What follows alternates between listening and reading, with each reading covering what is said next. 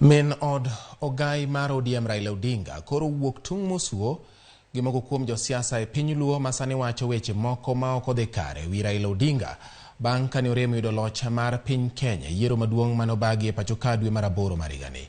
Ali Abich chiwo ler mathoth ka owuok e kaunti ma Homa Bay. Min od ogai mar ODM Raila Odinga, Mama Aida Odinga oseyo malit mokalo josiasa moko e piny Luo masani koro wacho weche ma ok odhi kare wi Odinga ahinya to yoro tudruok mag mbui bang' kane orem yudo telo mar piny Kenya yiero manobagi tarik 9 dwe mar 8 higani. Ka okoni nitie josiasa moko masani koro wuoyo marach wi Odinga kod familia ne to e kinde mag kampen ne gisiko ka gitimo limbe pare kaachiel kod apise.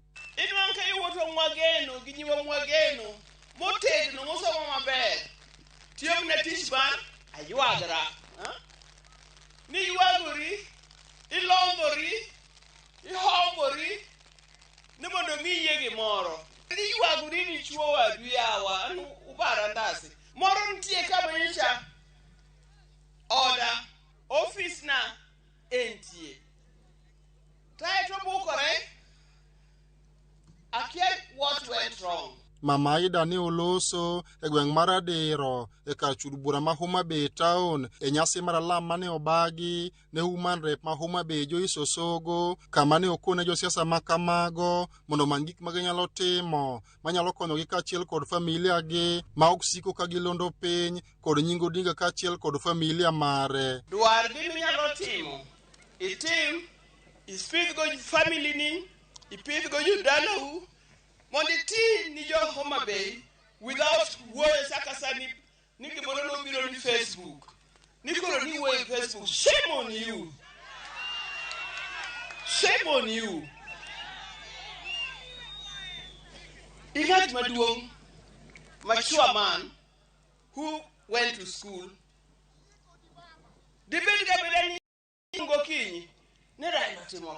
Kumachielo bende gavana ma Homa Bay Gladys Wanga ne okwedo mokalo timbe mag njore ma osebed ka itimo na joma mine kaachiel kod nyithindo manyiri e kaunti ka okoni kaka jotelo gitimo maginyalo dwoko timbe makamago chien. We have seen several incidences of gender-based violence. Our children are being killed, families are killing each other, fathers are turning against children.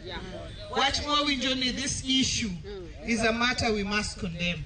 But not just condemn, we must deal with it. So as a county government, we are going to start soon to talk to our people.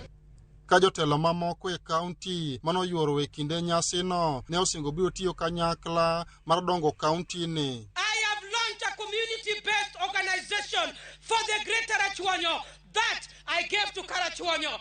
I am launching another CBO. Tunataka kazi endelee. Ramogi